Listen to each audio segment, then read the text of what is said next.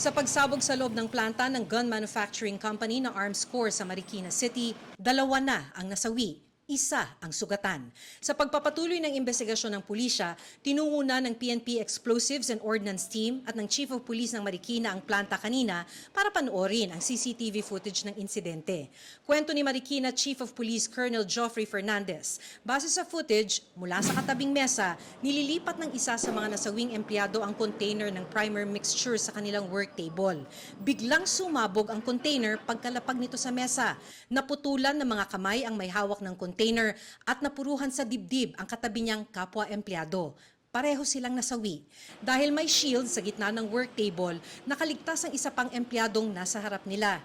Highly sensitive daw ang mga kemikal ng primer mixture, isa sa mga sangkap sa paggawa ng mga bala ng baril. Posible raw na napalakas ang paglapag sa container na naging sanhi ng pagsabog.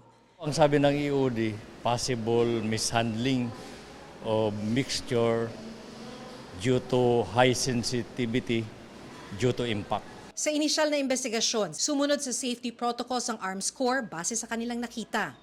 Sa Arms Corps, wala yung liability kasi nasunod naman ng safety protocols and international standard. Aminado ang Arms Corps na delikado at sensitibo ang proseso kaya naman daw mahigpit ang kanilang ipinatutupad na safety standards. Tutulungan daw ang mga biktima ng mga regular employees ng kumpanya. One of them had children. I will make sure the children are taken care of till they're grown-ups.